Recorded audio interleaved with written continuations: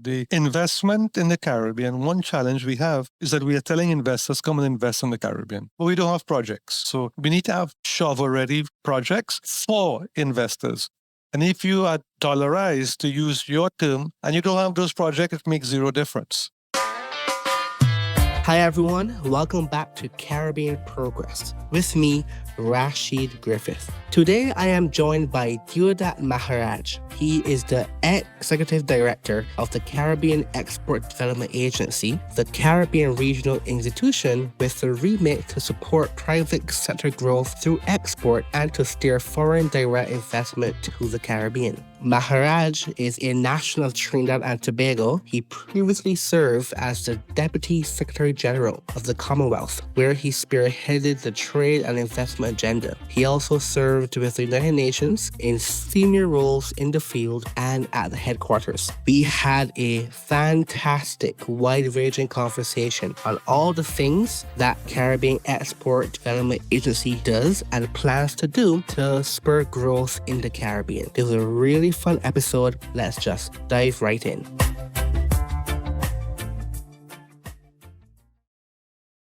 So, thank you so much, Mr. Maharaj, for coming on the podcast today. No, a great pleasure to join you on this podcast, Rashid. I'm quite excited about what we're going to talk about. So, Caribbean Export is a pretty important agency in the Caribbean, but it's not that well known to most people. Before we get any further into the conversation, could you give an overview of what Caribbean Export does and what it hopes to do? Caribbean Export is a regional organization comprising CARICOM countries plus the Dominican Republic with a market size of around 27 million people. And our job is to promote Caribbean trade globally. So to get our goods and services in international markets, to earn foreign exchange and create jobs for our people, and also to help steer investment, foreign direct investment into the Caribbean. How do we do our work? We do our work working day in, day out with businesses and where it matters on the ground. So we work directly with the private sector to boost their capacity to access new export markets, to expand market share in existing export markets, and try to get foreign direct investment and stimulate regional investment right here in the Caribbean. The difference between Caribbean Export and other regional organizations is that for us at Caribbean Export, we work where it matters on the ground, directly with micro, small and medium scale, and even large businesses. So when they grow, Rashid, jobs are created and opportunities are created for Caribbean people. Why is it that there needs to even be a Caribbean export agency as a collective? Why is it that the governments themselves for the Caribbean countries shouldn't be able to promote their investment criteria with themselves? Most countries, if not all of the Caribbean countries, they actually have investment promotion agencies. They also have export promotion agencies. The challenge is that I worked in Asia Pacific, I worked in Africa and different places. And as much as we believe we are very important in the Caribbean, Rashid, and we are, but the fact is my last posting in the UN was Mozambique. And nobody knew about Trinidad and Tobago I am from in Mozambique. They perhaps know about Usain Bolt and Jamaica and maybe reggae, but most of our countries don't have that brand recognition. So there is a lot of virtue in leveraging economies of scale, pooling the resources together to promote the Caribbean as a region, because brand Caribbean, or a brand that's absolutely Caribbean, has more name recognition than brand St. Kitts and Nevis or brand Grenada or even brand Trinidad and Tobago in a market like Indonesia or a market like Japan or a market like even in China. The value of Caribbean export is that we profile and promote and give visibility to the Caribbean. So when we an individual country may not be able to afford 4, 5, 6 trade missions to Europe, or we went a recent trade mission to Africa, to Ghana and Nigeria just in June of this year. But when we pool our resources together, we can do it in a more organized and systematic manner, try and get results for our businesses. And why are we doing that, Rashid? Because we want to create jobs and opportunity for Caribbean people. So you say pool resources. What is the funding structure of Caribbean Export? Is it an independent CARICOM entity, or how does the funding structure work? Okay, so we have 15 member countries, and our member countries contribute financing to our work. But that represents a small percentage of our total financing. We have been working over the last 2 decades or so with the European Union, which has provided a lot of financing, enabling our businesses to access the highly lucrative 500 million people European market. Now we have a partnership with the Caribbean Development Bank. We have been working with the Inter-American Development Bank, Expertise France, and other partners as well, because we recognize that one, we can't do it alone. Secondly, the resources coming from government, that those resources are not sufficient for sure. And to really do meaningful work and to have a lasting impact, you need much more resources. Hence the reason we have these strategic partnerships, including with the private sector. So Republic Bank, for example, the largest indigenous bank in the Caribbean, we have an MOU with Republic Bank as an example.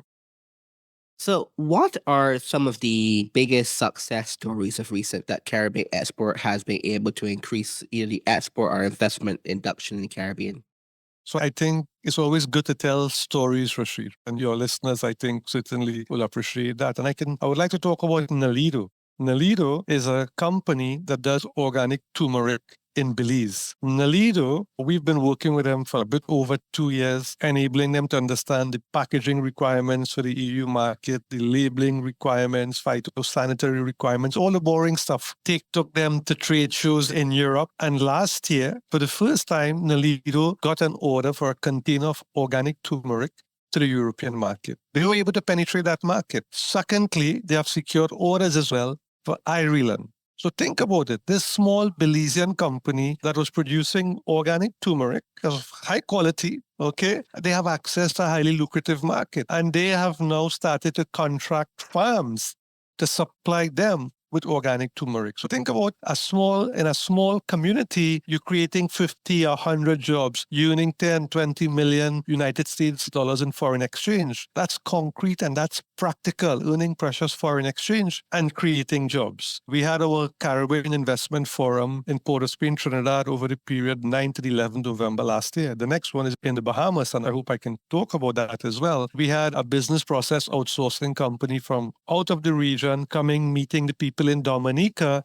And look, within 10 months, they have set up shop in Dominica. They have already hired 30 or 40 people. They'll hire a couple hundred people. That's another good example. We got UTEL, which is a business process outsourcing company out of Jamaica, to meet the people in St. Lucia and set up a shop in St. Lucia where they have hired, I think, at least 900 people. Rashid, this is concrete. This is practical. This work is generating jobs and generating and supporting livelihoods. It's not about the employees, but the fact is that each employee has a family of 3 or 4, right? At least. It sounds like a lot of the work of Caribbean Export is very private sector oriented. Is that a fair interpretation? Yeah, we work with governments as well, but our job is to support trade, get investment by working with business. What has been some of the major roadblocks you found that most is a large chunk of small companies in Caribbean have been facing when it comes to even growth internationally?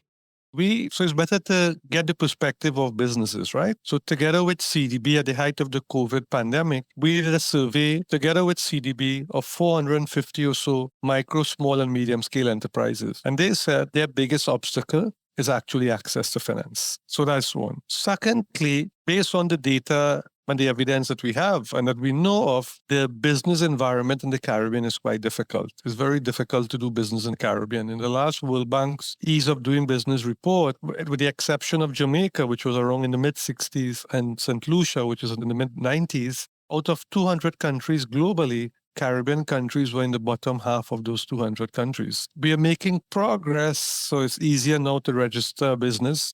In many jurisdictions, they have decided they're using online platforms rather than going in person. But we still have a long way to go. But the lack of finance is a big issue, and that is why we're having our Caribbean Investment Forum. The last one in Port of Spain, the next one, 23rd to 25th at the Atlantis Resort in the Bahamas this year. And what we are focused on is getting projects, Rashid, and getting investors to invest money in those projects. We recognize the problem, but to recognize the problem and do nothing about it is not a way you're going to get a solution and effect change and transformation. So that is why CaribbeanInvestmentForum.com over the period 23rd to 25th of Bahamas is addressing this precise issue of unlocking finance for projects that could drive transformation in the Caribbean.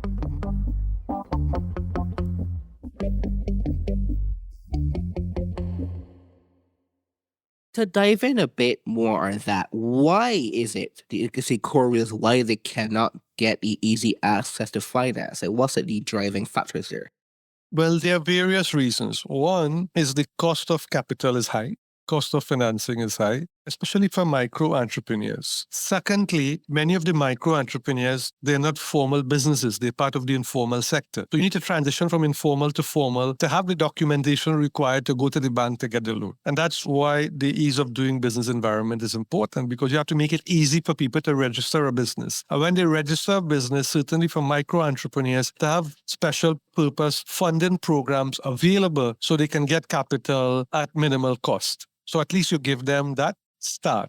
And you have many models out across the world. You have the Grameen banking model in Bangladesh, which was quite an unusual model when it was conceptualized, but now it's like a rock star in terms of innovative microcredit schemes for small entrepreneurs. So some would say or question, why would Caribbean Export even focus on such small micro business in the first place? Why not focus on higher up the chain in limited resources? Focus on higher up the chain, people actually already have products, already have services, just need more expansion. Why actually go so far down the business chain essentially? So let's look at the data, Rashid. We should be evidence driven. So when you look at the data for businesses in the Caribbean, 70% of the businesses are either micro, small, or medium scale enterprises. They account for around 70 to 75% of employment in the Caribbean. They account for around 55 to 60% of the region's GDP. So if you want to drive transformation and drive economic growth, you have to focus on where the majority of the businesses are. That does not necessarily mean we shouldn't focus on large business, because on the export side, we do a lot of work with businesses that are already well established to help them penetrate new markets. But if we just ignore the micro, small, and medium scale enterprises, that's to our deep peril, because they comprise the bulk of businesses in the Caribbean. And remember, it's not only businesses that are producing goods. Cocoa, coffee, or rum, or tobacco, or sugar cake, or condiments. It's about businesses that are producing services. The business of music, the business of creativity, the business of culture, right? Accounting, services. So that is why it's so critically important for us to have a good understanding of the nature of business enterprises. Because if we just say we focus on the well-established one, Rashid, you're leaving out 70% of your people, accounting for 70% of employment. So what's going to happen? The way to go is to give that attention to those businesses and to make sure they are fit for purpose. And what we are doing at Caribbean Export, we are really leveraging innovation and digitalization and technology. So for us, technology is a great democratizer in business. And what technology does, it creates a level playing field. So at the height of the COVID pandemic in your country, Rashid, Barbados, and I'm based here, so it's my country as well. I'm from Trinidad and Tobago. And you know what was happening? Farmers, they were selling lettuce and cucumbers online in Barbados and Trinidad and Tobago. They never did that before. So now at Caribbean Export, we are creating what we call a virtual export accelerator platform where businesses can showcase their products online, because we don't have the Amazon equivalent here in Barbados or anywhere in the Caribbean. But we know if we create opportunities and provide a platform for businesses, they will take advantage of it. What are the reasons that these small, call them informal businesses, are not transitioning? So yes, we hear that it is difficult to do business in the Caribbean, but what is actually making it difficult to do business in the Caribbean? So one, the process of registering a business. People prefer to remain in the informal sector because A, it's difficult to register, or it may be difficult to register, or B, when you register, you have to pay taxes. But the advantage of registering is that even though you have to pay taxes, you have access to credit. So one issue is many prefer to remain in the informal sector, or they remain because they have no other choice. That's one. The second challenge to transition is because of limited market size. Meaning, if you're in St. Kitts and Nevis, you're looking at a market of 55,000, or you're living in a community, a village, a small market. If you're in Grenada, it's the same. If you're in Antigua and Barbuda, the same. If we think a region, the Caribbean as a region, and I spoke about CARICOM countries and the Dominican Republic, the market size is 27 million. It's a different market size altogether. When we think about Barbados and you think about a market of 375,000, that's totally incorrect, Rashid, because the market isn't 375,000 Barbadians. The market is the 375,000 Barbadians plus the 1.2 million tourists that come here every year. So if you're a farmer and you think about lettuce production or poultry production or egg production, your concept of the market has to be much bigger than your community or your parish or the residents on the island. And plus, you have a regional market. So we have to think differently as entrepreneurs. And we need to have training programs to help our entrepreneurs to think differently with respect to market size. And also the issue of investing in product development. So for example, I spoke about the European market as a highly lucrative market of 500 million people, but they're very much into organic products and certification. And our businesses are not certified. So that's why we have to work with them to help them to become certified so they can access these markets. So they're uncertified because they're not formal companies that went through the process, or just that there are formal companies in some of them, but still have not been certified? Yeah. So for the micro entrepreneurs, they're constrained in terms of their market size is limited, or they just focus on a small market. That's one. Second, for businesses, let's say you do pepper sauce anyway in the Caribbean, Jamaica or St. Lucia, for example, and you're satisfied with the market in St. Lucia. So you're not exporting. You can go to the market and you can sell, and that's good for you. You go to the grocery store. But if you have to move to the next level now, then you need the certification. So some people are content and they're happy with making X amount of dollars. But when you build awareness of the potential of profit and employment and resilient prosperity because of these new opportunities, then you have the impetus to become certified. But you have Barron Foods, for example, from St. Lucia. Barron Foods has a factory in Grenada as well. They have over 40 product lines, about more than 40 products, and they export to more than 45 countries. And if they can do it right, then anybody can do it. But they had a plan. Set up shop, satisfy domestic market, expand to regional market, build another factory in Grenada, exporting to Europe, exporting to North America.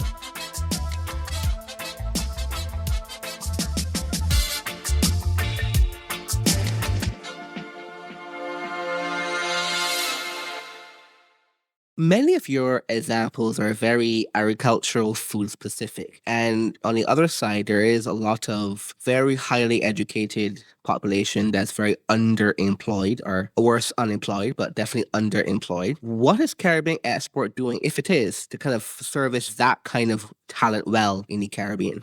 So we have in our strategic plan, Rashid, we focus on 1, export, 2, investment, and 3, services, which I spoke about earlier in the podcast. Because we believe that services represent the next frontier for Caribbean business. We have had programs to help our business, our musicians transition from being crop over artists or Mashramani artist in Guyana, or a Jonkanu artist in the Bahamas, or a carnival performer, to being a business person, establishing a business, making sure you secure your intellectual property, leveraging technologies such as Spotify and YouTube so you can upload your content and make money wherever you are.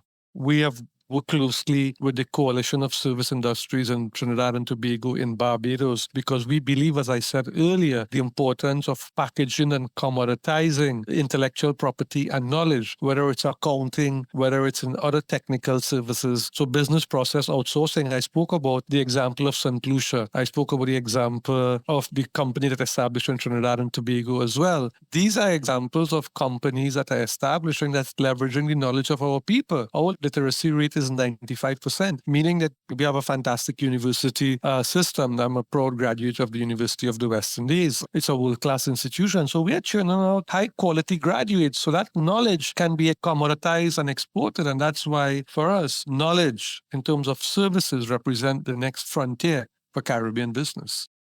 What have you seen as the main investments or foreign direct investment trends in the Caribbean last decade or so? And then what kind of foreign direct investment are you trying to essentially enhance when it comes to Caribbean?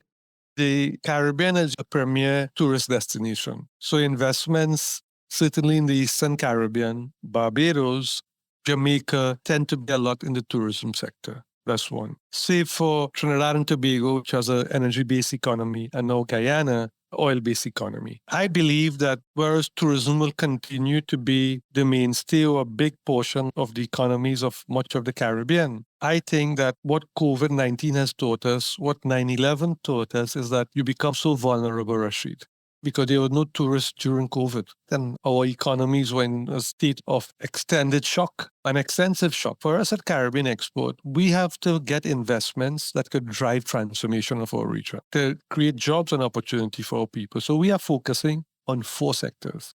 1, green economy transition. As the most climate vulnerable region on the planet, together with the Pacific, a green economy transition is not an option for us. It's an imperative. But also, it represents a big opportunity. The International Labour Organization and the IDB, the Inter-American Development Bank, did a survey, and they said that a green economy transition in the Caribbean will result in the creation of an additional 400,000 jobs. So take, for example, we're going to have electric vehicles. You have to have people who will service those vehicles. That's a high-paying job. You have people who would have to install the charging stations, who would have to service the charging stations. High-paying jobs. We're going solar across the Caribbean. Who's installing those panels? Who will be servicing them? Okay, can we manufacture them here? So a green economy transition is vital for us. The second area is agriculture, but leveraging technology in agriculture. We are the most food insecure region on the planet. We have a market size of 27 million people. In 2019, we had 32 million tourists. So that's a big market when you add tourists as well. And for us, agriculture provides a unique opportunity, if we treat it as a business, to create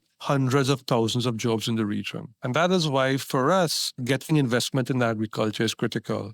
The third has to do with innovation, digitalization, and technology. If our businesses don't go in that region or we don't embrace technology, quite frankly, we'll be left out. And that is why we need investments in that sector. And the last area we're focusing on is transport and logistics. There's no way that I should be paying $450, $500 to go from Barbados to Trinidad and Tobago round trip, which is a 35, 45-minute journey. I shouldn't be paying $400, $500 to go from Barbados to Grenada round trip. That's 35 minutes. Or St. Lucia, the cost of travel in the Caribbean is exorbitant. We can't have a unified and resilient Caribbean if our people can't move freely and it's not affordable to travel. So that is why investment in transport and logistics would be critical. So to recap, the priority sectors that could drive transformation, that's what we are about, are 1, getting investment in the green economy, 2, agriculture, 3, innovation, digitalization, and technology, and 4, transport and logistics. And that's why the Caribbean Investment Forum.com in the Bahamas, 23rd to 25th of October this year, or just next month, will be focusing on those sectors and getting investors to come and for us to present projects on these sectors. Because I'm convinced, Rashid, beyond a shadow of a doubt, that we have an option. It's business as usual or the opportunity to drive a truly transformational agenda for our region, to create jobs and opportunities so our people wouldn't be voting with their feet. I agree that agriculture, of course, is very important. But when you say agriculture, do you have a focus on the larger islands, the larger countries, Belize, Guyana, Suriname, so on? Because in small countries, you can't increase your food security essentially by doing domestic agriculture because there's just no space at all. So when you say that kind of food security agriculture, are you have like a focus on like Guyana, for example?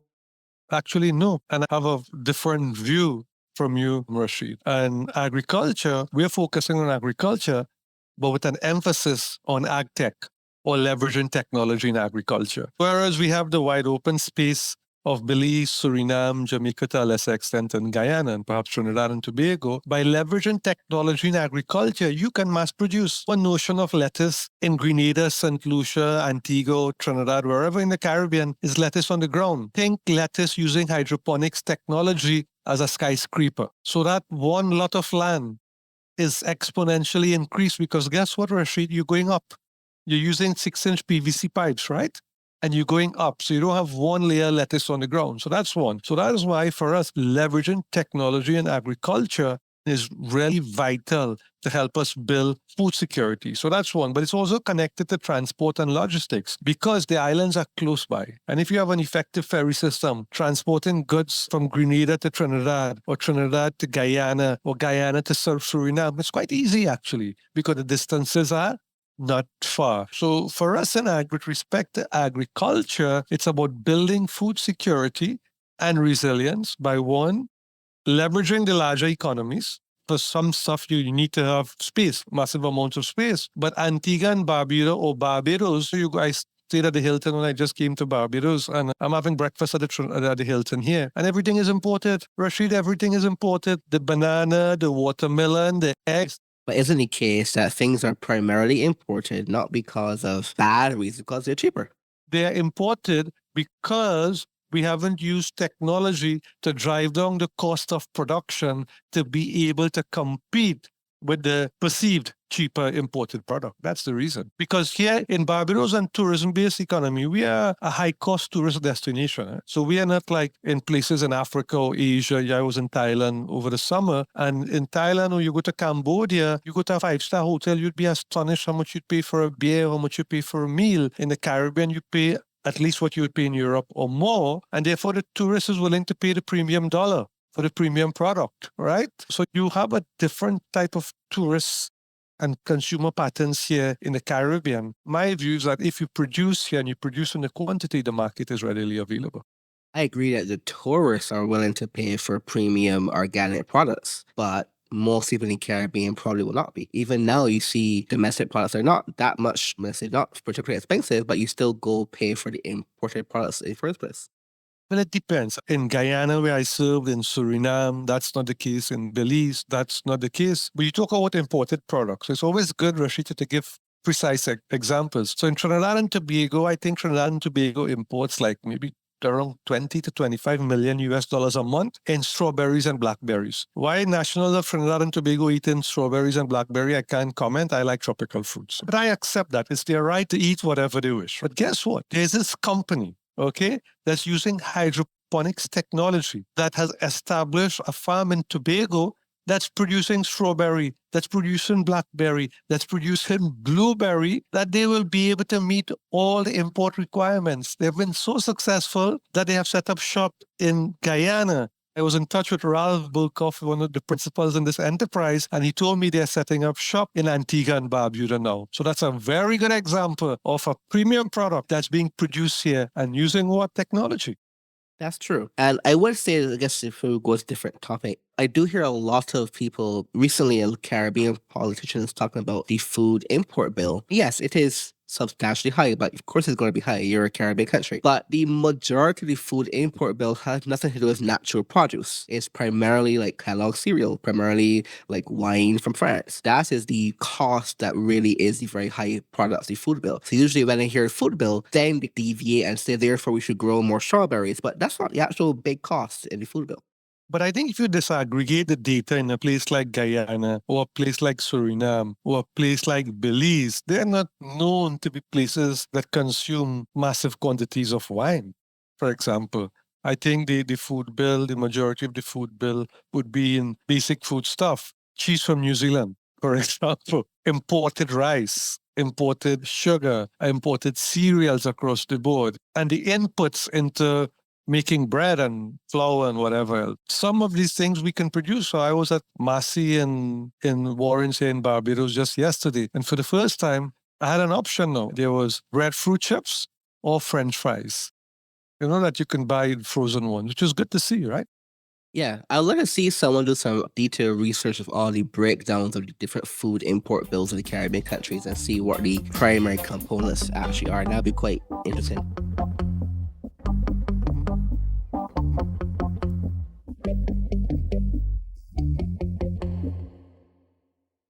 In terms of tourism, you mentioned that during COVID also we had like a slowdown in tourism, or a stop essentially in tourism. Came to a standstill, not a slowdown. But it recovered not that long after the problem was over. And if, for example, the Caribbean countries had a good fiscal budget and had good management, that 2-year gap wouldn't have caused such a big problem. So is it that tourism actually is like a thing you need to diversify away from, or just you have to get some better management of the money that you earn from the economy? Believe in the age-old wisdom of the term, don't put all your eggs in one basket. I think our ancestors and our grandparents and parents, they knew what they were talking about. Look, you can't have an economy based on one sector. One day it would be COVID, another day might be a 9/11 as we saw, Another day, it might be hopefully not a global conflict, a financial crisis in your tourist source countries. It makes little sense to just rely on one primary sector. I'm not saying you should stop tourism. By all means, you should continue. But let's look at the data on tourism. There's something called local content in most economic sectors. And local content is the amount of local input into the particular industry. In terms of the tourism sector, the Caribbean has the lowest amount of local content in its tourism sector. Less than 10 cents of every dollar a tourist spends remain in the Caribbean. Less than 10 cents. Even though you have a lot of tourists coming, you don't have a lot of money remaining in the country. How is that being calculated? Because I can't fathom how that could be true.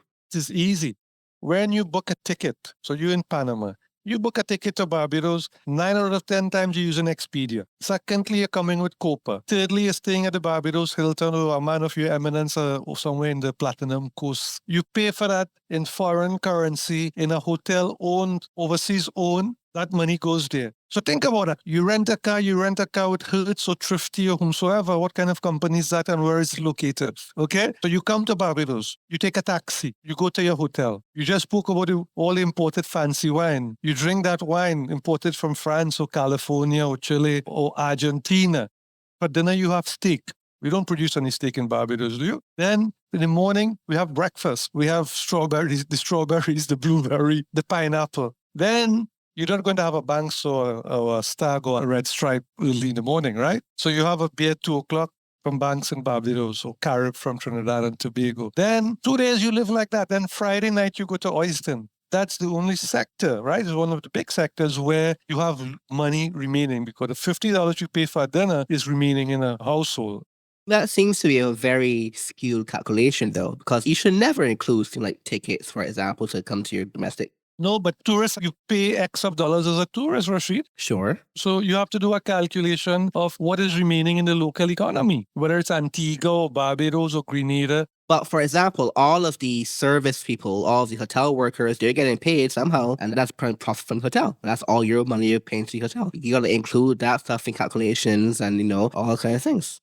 Okay, it has to be right because, Rashid, let's take hypothetically a place like Antigua and Barbuda. Your package is 2,000 United States dollars. The hotel worker earns 50 US a day. Okay, cleaning 10 rooms, let us say. So that's like another reason why I prefer community tourism, where tourists go and they stay in a community because more money remains in the community. Now, I am not saying that we should toss out tourism. I'm a big believer in the tourist sector with a lot of local content added. That's one, because it creates a lot of jobs and it creates a lot of employment. But at the same time, at the local level, it creates a lot of low-paying jobs. It creates a lot of low-paying jobs, good for the taxi drivers, and they generate a lot of business. And in off-season, what happens then? So that is why we have to focus on sectors that could drive transformation and to leverage the high literacy and training of our people so they can earn high-paying jobs. Just as how we want a micro entrepreneur to become a small business person to become a medium business person and a medium to become a large. Similarly, we want the hotel worker to transition from working on the grounds to earning a small company that can service the hotels. That's the thinking. I'm not saying to toss tourism. It will be silly to do that. It generates a lot of jobs and opportunity for our people. But we have to, I believe, strongly believe we have to rethink the tourism product. And that's why we have to have sectors that could connect to the tourism sector, where tourism is the main driving sector of a particular economy, where you're connected to agriculture, you're connected to music and culture. So your artists get jobs. So it's not about sun, sea, and standalone. What do you think about dollarization in the sense of Caribbean countries should not have their own currencies? They should just use the US dollar. And this is one benefit of it. It is less hesitation for foreign investors to come in the country because they don't have to worry about currency risk and FX risk and capital controls and so on and so on. Do you think that would be a good business promotion tool that the Caribbean could do? Well, a good example is to look at the Eastern Caribbean. The Organization of Eastern Caribbean States, they have a EC dollar, which has worked really well for them. Huh? I used to work in the Pacific, and you go to Vanuatu, they have their own currency. You go to Tuvalu, they have their own currency. You go to another island next door, Fiji, they have their own currency. It's quite complicated. I see the value of having a common currency. But Rashid, truth be told, politically and otherwise, it's going to be a very difficult journey to have agreement on $1. And then you speak about dollarization, but I'm not sure dollarization is going to work. Now the US dollar is like the primary global currency. But the fact is that the world is changing. I mean, now the global power shift taking place where India, for example, now has replaced the UK as the fifth largest economy in the world. The Chinese economy, I mean, is competing closely with the US economy to see which would emerge as the largest economy on the planet. And when you look at the history of civilization and the history of the world, you have a period where the UK was the primary global power. You had a period where Portugal, you had a period where Spain was the same, right? Then you had the time of the United States. And I believe with time that will change as well. So I think it's better, as Prime Minister Motley said, we are friends of all and satellites of none.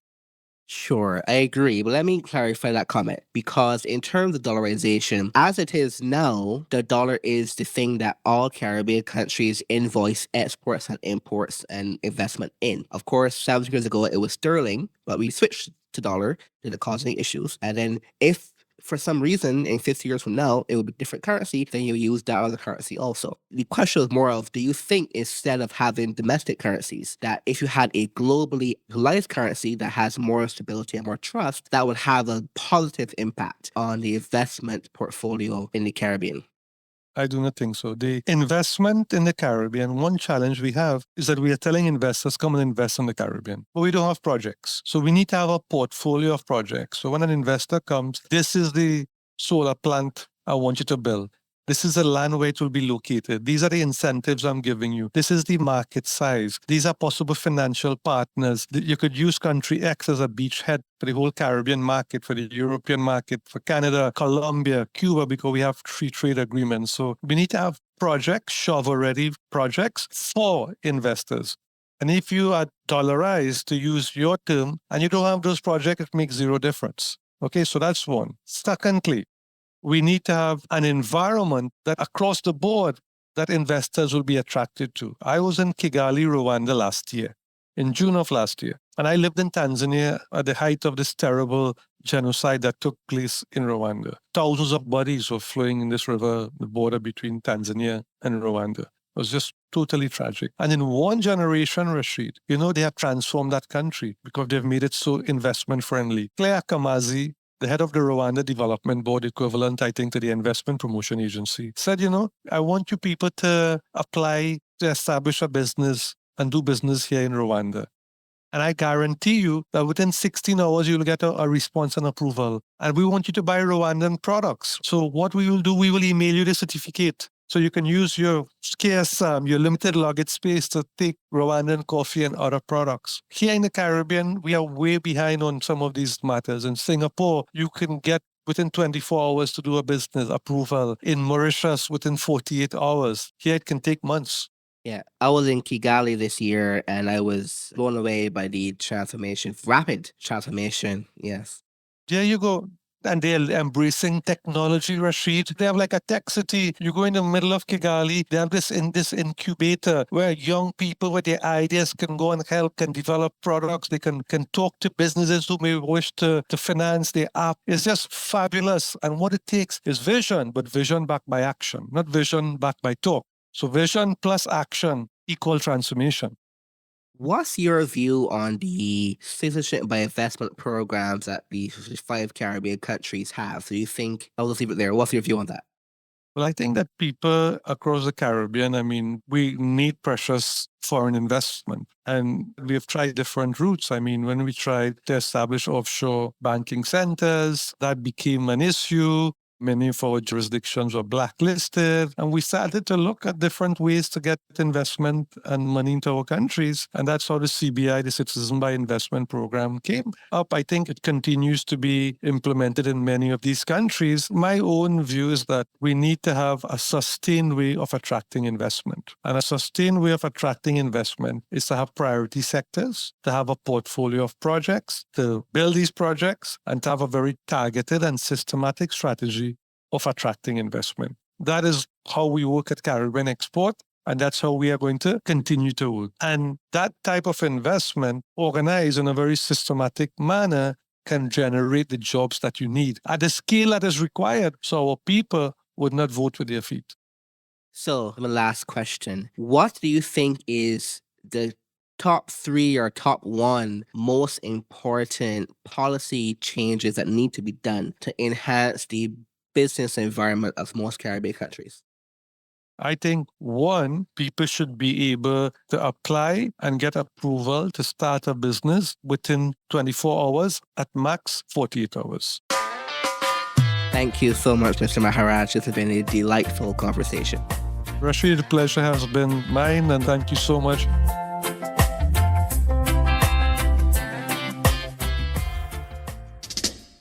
That's all for today, and thank you again for listening to Caribbean Progress. Be sure to follow Caribbean Progress on Twitter at CPSI.org or on our Substacks at cpsi.media, where you can subscribe for all our latest episodes and also some very good deep dive analysis of Caribbean issues. If you have any questions on today's episode, feel free to contact me on Twitter at Rashid Guo, that's Rashid GUO, or via our Progress email, which is progress@cpsi.org. Thank you, and I'm looking forward to see you again in the next episode.